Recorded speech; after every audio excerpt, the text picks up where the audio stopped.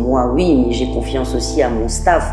Parce que je leur dis toujours, hein, vous êtes la vitrine. Parce que moi, je peux faire des ronds de jambes en congrès, hein, dire je suis la meilleure, je suis la plus belle, je suis un leadership, and so on. Mais si derrière le staff... Donc si vous voulez, c'est une combinaison de tout cela. J'aime mon staff. Ils aiment me faire plaisir parce qu'ils savent que c'est notre réussite. Ils sont ravis quand je reviens de congrès, que je leur dis « Oh là là, si tu savais toutes les éloges que j'ai reçus à ton sujet parce que tu travailles admirablement bien. » Et ça, c'est magnifique pour eux. Et je l'écris. Hein.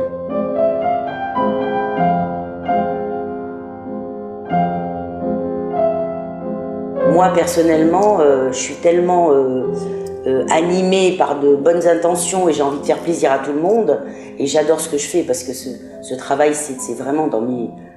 Je le fais depuis le début, je dirais, depuis l'entreprise a 42 ans, je le fais pratiquement depuis 38 ans. Quoi. Donc j'aime l'entreprise et je fais en sorte que tout le monde autour de nous aime l'entreprise.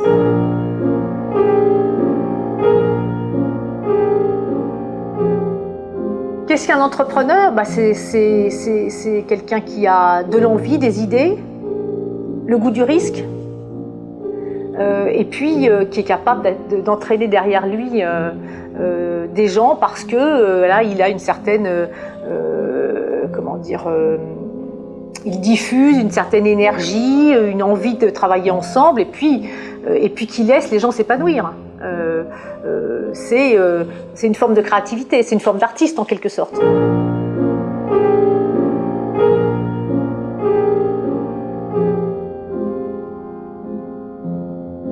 Quand on crée une entreprise, j'en ai créé plusieurs dans ma vie, toutes les solutions ne sont pas là. On va les inventer en marchant. Voilà, il va falloir faire avec. Et donc, c'est, je crois, la différence entre l'acte de gérer et l'acte d'entreprendre. L'acte de gérer est fondamentalement rationnel et indispensable dans la vie de l'entreprise.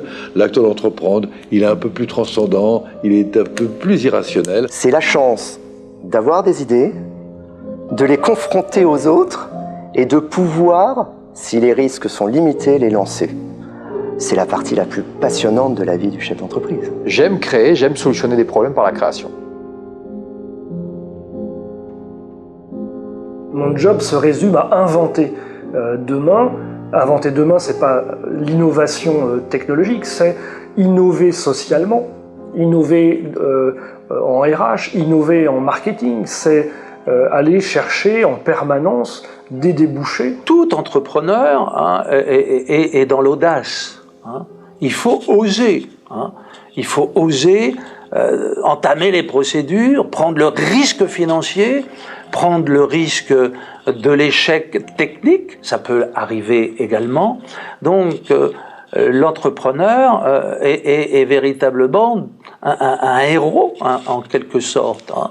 C'est un héros. J'ai toujours souhaité être chef d'entreprise. Quand j'étais en école de commerce, je n'imaginais pas travailler dans un grand groupe. Et donc j'avais fait la spécialisation création d'entreprise. J'ai toujours souhaité être entrepreneur. Donc je me suis jamais posé de questions parce que ça fait partie de moi sans doute. Et ça fait partie, je pense aussi, d'un certain caractère indépendant, un peu fonceur et confiant et puis sans avoir peur finalement. Voilà, faut pas avoir peur. Je pense que ce qui fait qu'on se lance, c'est qu'à un moment donné, on n'a pas peur des risques et qu'on se dit « mon projet, j'y crois, j'y vais ». Il y aura des difficultés, mais je les surmonterai. Donc c'est ça la confiance en soi, c'est aussi de se dire « j'ai aucune garantie de succès à l'heure où je me lance, mais je me lance parce que j'y crois et parce qu'à un moment donné, c'est vital ». Cette idée de vouloir créer, vouloir inventer, vouloir imaginer, vouloir construire. Et c'est ce que j'applique à l'entreprise. Vous êtes créatif, vous êtes innovant, si vous n'avez pas peur de prendre des risques, si vous avez le droit à l'erreur, si vous savez que votre force de proposition va être écoutée, si vous savez aussi que les risques, s'ils sont bien mesurés, peuvent être pris ensuite collectivement. Le principal risque pour une entreprise, est-ce que ce ne serait pas plutôt de partir sur un projet en en se trompant et en cherchant à trop le cadrer et à ne pas permettre la prise d'initiative comme ça peut être le cas si on lâche la confiance aux collaborateurs. Je crois que le vrai risque finalement, ça serait de ne pas vouloir en prendre.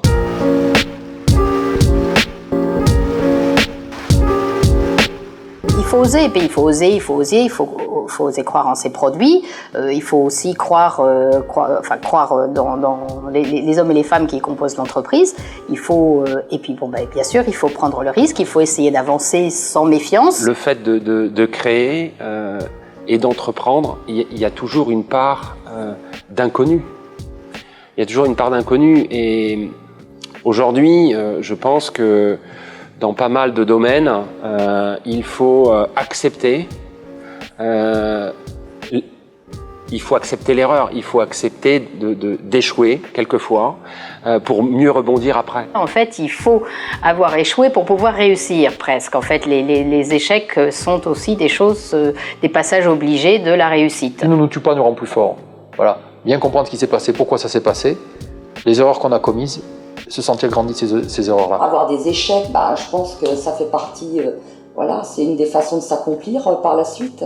Moi, j'accepte les échecs chez les gens. À partir de moi, ils ont mené des actions cohérentes.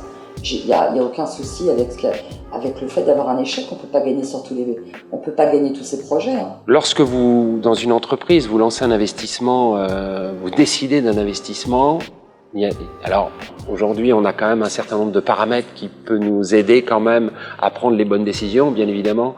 Mais il y a toujours une part de risque. Hein. Mais si on n'accepte pas de prendre cette part de risque, je crains que on se sclérose assez vite dans le day-to-day. Si nous risquons parce que nous osons, et si nous tombons, nous relevons-nous.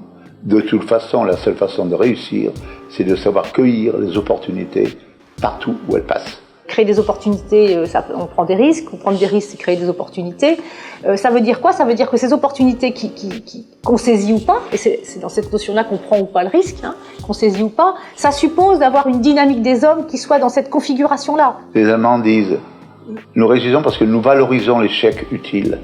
Il ne faut pas avoir peur de l'échec. Les Japonais disent, je tombe 7 fois, je me relève 8. Donc, ayons l'esprit d'entreprise. Voilà, on a une idée, essayons de la réaliser. Si elle marche, c'est bien. Si elle marche pas, c'est pas grave. On reprendra. Il y a toujours des choses. Voilà, c'est une opportunité qui ne s'est pas réalisée, mais on a forcément appris de cette expérience, peut-être douloureuse, mais qui est justement nous enrichit personnellement et nous donne des idées pour créer autre chose. Donc c'est toujours plutôt qu'un attentisme en disant j'attends de voir si ça va aller.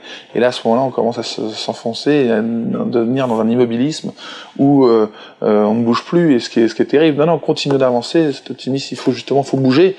Peut-être pas dans la bonne direction, mais déjà le mouvement, on recadrera toujours le mouvement une fois qu'il est lancé. Alors que si on ne bouge pas, je crois que c'était Audiard qui disait qu'un con qui marche ira toujours plus loin que deux intellectuels assis. L'homme statique, l'homme qui rêve pas, l'homme est un homme mort. Hein. Il faut rêver. Pour reprendre la chanson, c'est on se reposera quand on sera mort. Hein. Donc en attendant, faut y aller. Hein. Donc,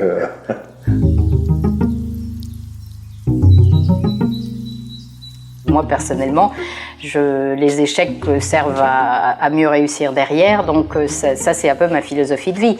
Donc je suppose que ça transparaît aussi un petit peu dans la façon dont je gère mon entreprise. Mais c'est important. C'est important parce que je pense que les autres, mes collaborateurs, etc., voient qu'il n'y a pas grand-chose quand même qui me démotive ou qui me décourage. Et puis de toute façon, c'est toujours passager. Parce qu'il y a toujours demain, et demain, ça sera toujours mieux qu'aujourd'hui.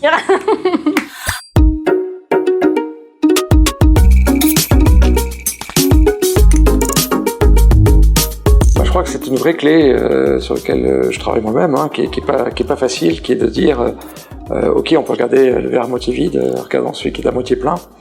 Et je me suis aperçu que dès qu'on avait cette posture-là, finalement d'abord soi-même, mais aussi les autres, se canaliser pour aller vers le meilleur. Il faut se dire qu'on a des atouts très importants, se projeter dans le futur avec plus d'optimisme, pas un optimisme béat, un optimisme réaliste, mais qui nous permettent un petit peu de trouver un chemin pionnier qui correspond finalement à une certaine tradition française et qui correspond surtout à une capacité française très identifiée d'être adaptée au XXIe siècle. Il faut toujours voir le verre à moitié plein et envisager l'avenir de manière positive avec des projets pour pouvoir avancer. Il n'y a rien qui empêche, rien n'empêche d'avoir ou d'aborder les problèmes, les sujets ou les relations de façon positive. C'est toi qui décides ton humeur.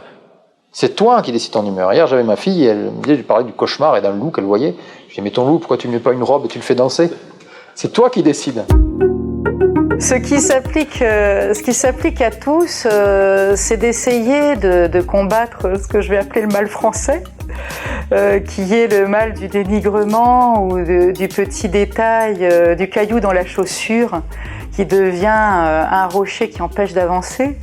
Et donc, ça se combat par des manières de penser sa journée ou de la terminer. Donc, des petites choses très pratiques. À la fin d'une journée, de se dire quel était le meilleur moment et de le partager avec ses collègues, avec son boss, avec sa famille. Il n'y a pas de différence entre un pessimiste et un optimiste. Ils se trompent tous les deux. Seulement, être optimiste rend quand même plus heureux. Alors, soyons heureux, soyons optimistes. Open your eyes.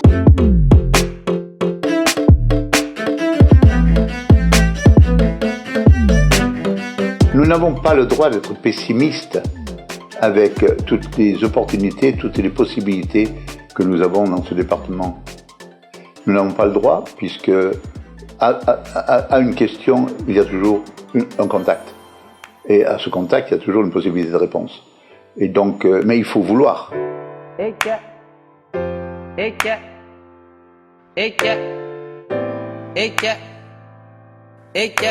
On aime l'entreprise, ça c'est sûr.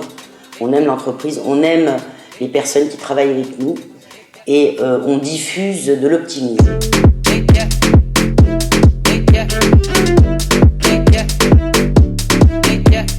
Oui, je crois que dans des moments un peu compliqués, à la fois sur le plan économique ou sur le plan organisationnel, il y a deux façons de voir les choses. Soit on ne fait que communiquer sur le volet négatif de la situation, soit on essaie de rendre positif des situations a priori compliquées, difficiles. Et moi, je crois beaucoup à cela. Les bonnes nouvelles, elles font du bien aussi à ceux qui en prennent connaissance. Alors, je ne sais pas si c'est du magnétisme, mais ce que je sais, c'est que c'est bon pour le moral, au moins à cause de ça. Tous vos raisonnements, toutes vos décisions se nourrissent des perceptions que vous avez. Les gestes que je commets, la voix que j'utilise à votre égard, les mots que j'emploie à votre égard, génèrent en vous des émotions, plus ou moins positives. Et moi, en tant qu'entrepreneur, j'ai le devoir, la mission de générer du positif chez vous. Heureuse de diriger Serba Healthcare. Magnifique entreprise française. Je prends. Magnifique entreprise française qui porte les couleurs de la biologie et de la France à l'international. Et c'est une vraie réalité et on est très fiers de ça.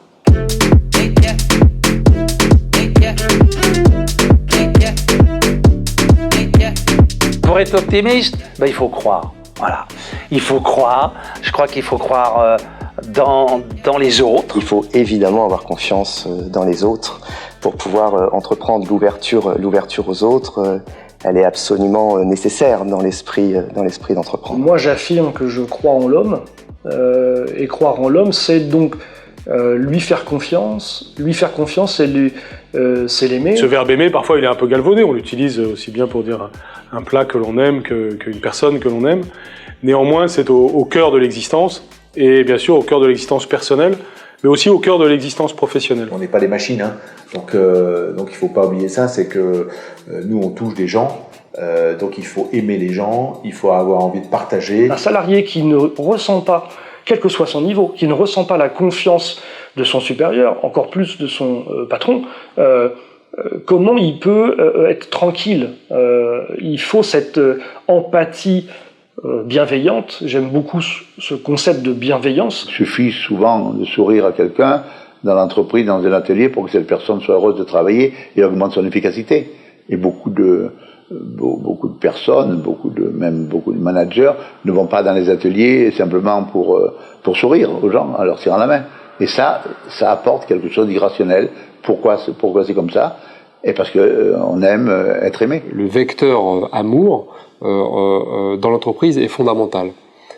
Si on n'a pas si une entreprise effectivement au-delà des indicateurs des réussites économiques et de performance pour l'entreprise n'instaure pas cette relation et de confiance et d'amour avec ses collaborateurs, ça ne marchera pas. La machine ne sera pas huilée, il n'y aura pas de dialogue social pertinent et efficace, et donc on n'aura pas effectivement une entreprise qui aura un vrai projet qui va se développer sur des dizaines d'années. Je ne pense pas qu'on puisse diriger une entreprise durablement avec des très bons résultats si on n'aime pas. Il faut aimer son métier, il faut aimer ses clients, il faut aimer ses employés. Alors de l'amour au sens de l'intérêt profond, sincère, ça me paraît aujourd'hui indispensable si on veut diriger une entreprise. Et c'est de toute façon en plus une attente de plus en plus forte, on le voit, des jeunes générations qui veulent ce lien, qui veulent cet intérêt-là, ce développement, cette écoute. La part de la relation humaine est aujourd'hui clé.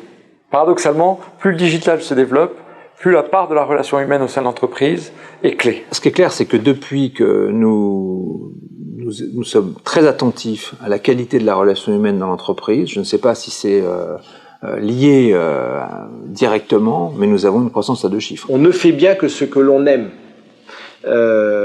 Et d'ailleurs, j'ai moi aujourd'hui une position de Chief Executive Officer, si je prends un titre américain, et j'espère le faire évoluer progressivement vers le CHO, c'est Chief Happiness Officer. Quand on veut être un entrepreneur durable, il faut chercher à rendre heureux. C'est intangible, mais c'est en fait le vrai vecteur, c'est le vrai soutien de la performance. C'est-à-dire qu'on voit bien, si on prend une analogie avec des sports, que une bonne équipe, c'est plus qu'une somme d'individus et que ça va même au-delà de ça. On peut avoir une équipe composée de stars qui fonctionne pas parce que l'état d'esprit est pas là, et à l'inverse, on peut avoir une équipe de joueurs qui indépendamment sont moins bons mais se transcendent parce qu'il y a un état d'esprit commun, parce qu'il y a une envie commune, parce qu'il y a de la confiance, parce qu'il y a une volonté de se dépasser, parce qu'il y a de la coopération, et donc c'est intangible mais absolument indispensable. Il faut que le management de l'entreprise soit tout entier tourné vers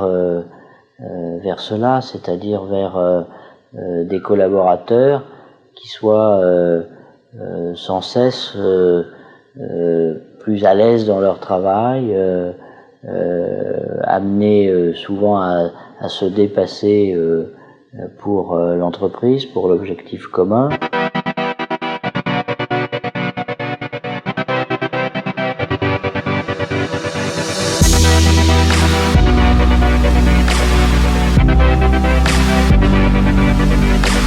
L'entrepreneur doit d'abord s'occuper de son personnel, parce que s'il ne s'occupe pas d'abord de son personnel ne va pas s'occuper d'abord de ses clients. Les clients, c'est là l'objectif numéro 1 de l'entreprise, et donc le travail numéro 1 pour l'entrepreneur, c'est s'occuper d'abord de son personnel pour qu'il s'occupe très bien de ses clients. Et donc ça, c'est essentiel. Ne pas oublier que c'est donner confiance d'abord à son personnel pour que le personnel donne confiance à ses clients. Et lorsque l'on donne sa confiance, ça ne veut pas dire qu'on a perdu quelque chose. C'est un capital qui vient renforcer. C'est une des rares choses que lorsque l'on donne, elle ne disparaît pas. Au contraire, la confiance, c'est incrémental. La confiance en soi, brute et simple, elle mène pas à grand-chose.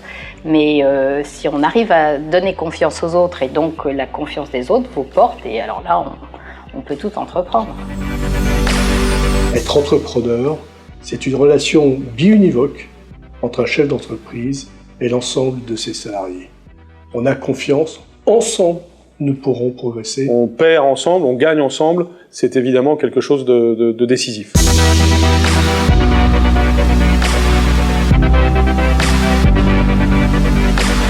Une entreprise ne peut pas marcher s'il n'y a pas un esprit d'équipe entre les créateurs, entre les travailleurs, etc., etc. C'est toujours la vision du sport collectif, du sport d'équipe, où chaque individu a sa place dans une équipe pour amener un but final. C'est exactement la même chose dans une entreprise. Accepter fondamentalement et définitivement qu'il y a plus de savoir-faire dans 10 personnes que dans une. Chef d'entreprise, il ne sait pas tout. Même s'il a donné l'idée de départ, même s'il s'investit en temps, même s'il est extrêmement cadrant, voire contrôle beaucoup de choses, il ne peut pas tout faire. Il ne réalise pas lui-même la satisfaction de l'ensemble de ses clients. Je pense que le chef d'entreprise a pour mission principale de fédérer. Fédérer et donc de regrouper autour de lui des collaborateurs. Fédérer d'abord en proposant un projet, en travaillant avec les collaborateurs sur des valeurs, un état d'esprit, et puis en étant en permanence quelqu'un qui incite à prendre des risques, qui incite à se dépasser. Être capable d'entraîner, capable d'insuffler l'énergie créatrice, de rassembler tous ceux qui contribuent à l'objectif, et puis en même temps être capable de donner à son équipe les moyens, y compris sur le plan personnel, sur le plan humain, de donner le meilleur d'eux-mêmes.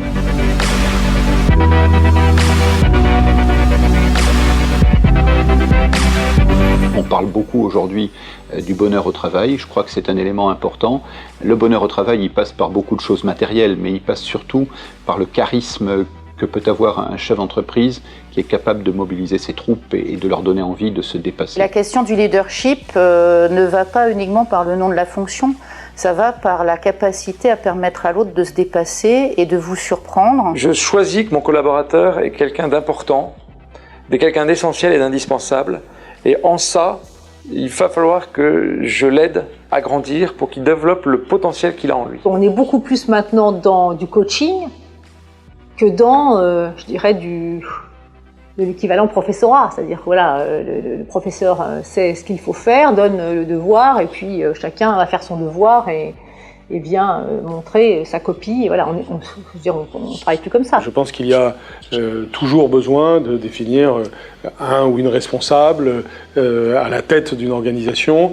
La question est de savoir comment ce ou cette responsable va ensuite donner du pouvoir aux autres. Faire confiance, c'est par exemple donner un objectif à un de ses collaborateurs, lui donner tous les moyens de l'atteindre, et puis ensuite le laisser faire, ne pas intervenir en permanence pour regarder la façon dont il s'y prend. Chercher absolument à tout contrôler et à faire, je dirais, à rajouter des couches de contrôle dans la structure, finalement aujourd'hui ça ne représente plus que des coûts.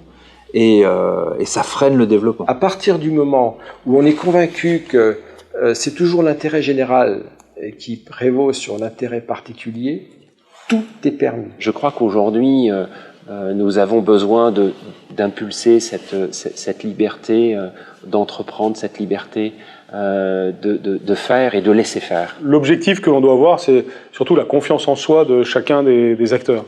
Et ça, c'est aussi quelque chose qui se réalise par l'exemple. Je pense que l'exemple est la seule chose qui peut vraiment avoir une efficacité pour être contagieux sur une donnée ou une autre, comme la confiance. Un entrepreneur aimant se doit d'être exemplaire. L'exemplarité nourrit, l'exemplarité soutient, l'exemplarité fédère et mobilise.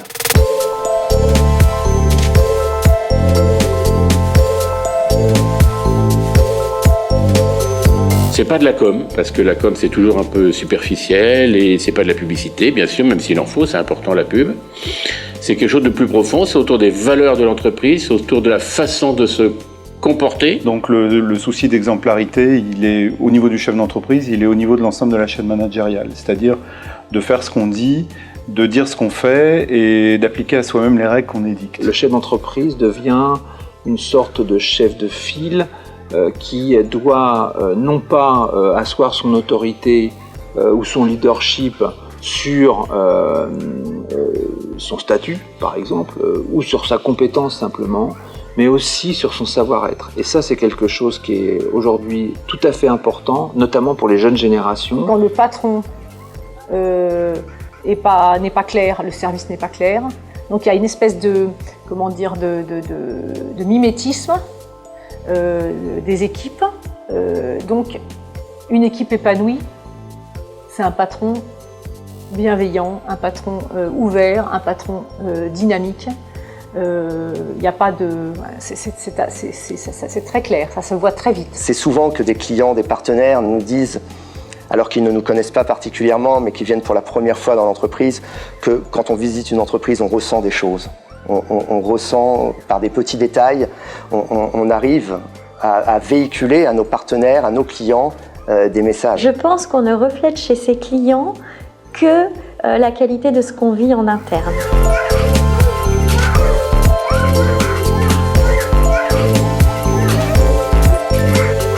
Pour ma part, je n'ai qu'un seul agenda, j'ai qu'un seul emploi du temps, j'ai qu'une seule façon d'être, et l'entreprise ne peut avoir qu'une façon d'être. Elle ne peut pas être assassine avec ses fournisseurs et en même temps annoncer à ses clients qu'elle est formidable et qu'elle prône le bien-être, et de la même façon à ses salariés. Ce ne serait pas cohérent. Il faut nouer dans notre écosystème des partenariats, une confiance, une bienveillance qui soit globale. Donc ça veut dire on se sent aussi avec nos clients dans un vrai rapport d'égalité, on apporte quelque chose, ils nous apportent quelque chose, mais on se sent pareil avec nos fournisseurs.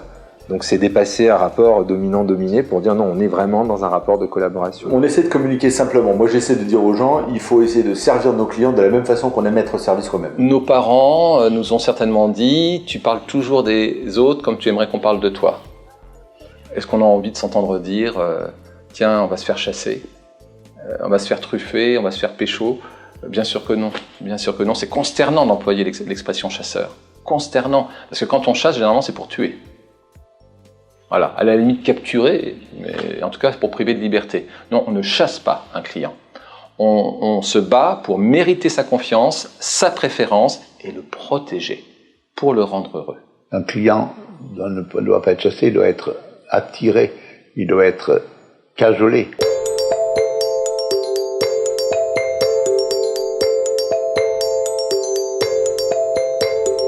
Pourquoi revenez-vous dans un restaurant? Pourquoi revenez-vous sur le lieu de vos vacances? C'est parce que vous y êtes bien, c'est parce que vous y êtes heureux. Ben, c'est la même chose. C'est la même chose. Lorsque quelqu'un vous rend heureux, ben, vous cherchez à être à son contact.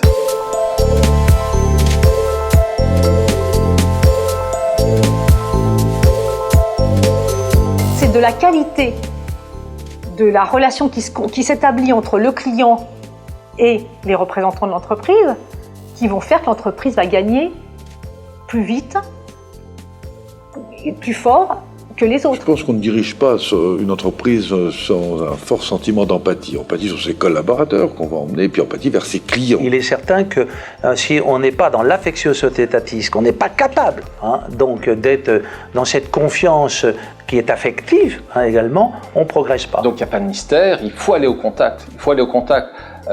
Internet n'est qu'un outil formidable, mais ce n'est qu'un outil. Le physique, tout à fait, le physique qui donne confiance.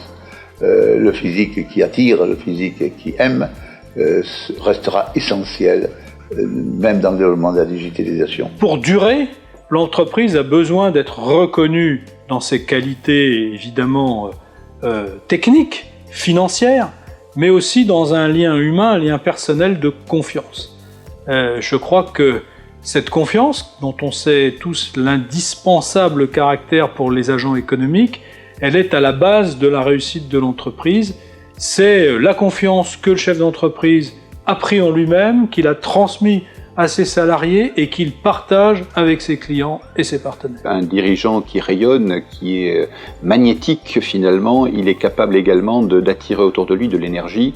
Et quand je dis de l'énergie, c'est des affaires. C'est pour ça que l'entrepreneur ne réussit que dans cette attirance de valeurs professionnelles et dans cet amour, cette empathie, certainement on peut dire.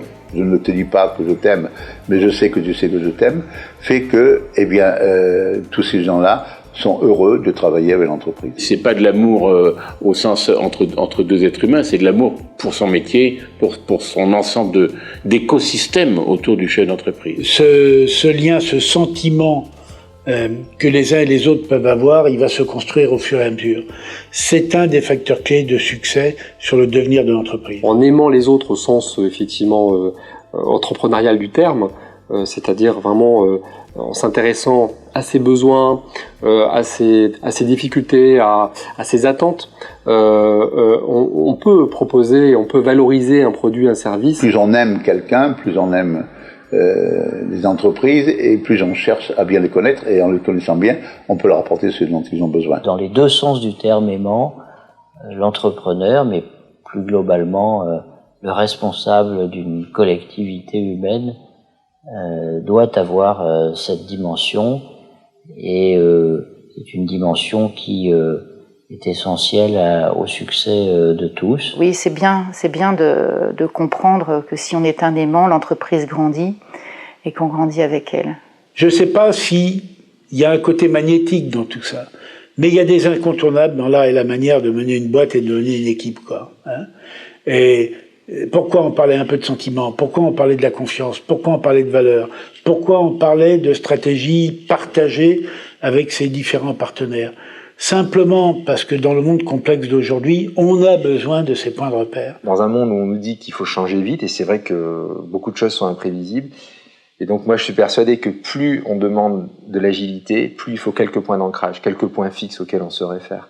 Une mission qui a un point fixe, on peut changer son métier, mais sa mission reste la même. Des valeurs qui elles sont des points fixes et qui justement permettent la mise en mouvement. Quand on fait confiance, on se confie, on accepte de confier son sort à quelqu'un, ou on accepte de se fier à quelqu'un, ou on accepte... on se repose sur quelqu'un ou quelque chose. Et ça renvoie en fait, à mon avis, c'est pas une spécialité d'entreprise, c'est consubstantiel au rapport humain. La confiance est un concept, je dirais, irrationnel. Je dis irrationnel parce que deux personnes ou deux entreprises peuvent avoir les mêmes qualités, et une donne confiance à un client, l'autre ne donne pas confiance. Alors c'est quoi? La confiance est un concept d'antirationnel qui permet à deux personnes, physiques ou morales, deux personnes ou deux entreprises, à accepter de travailler ensemble dans l'obtention d'un objectif commun.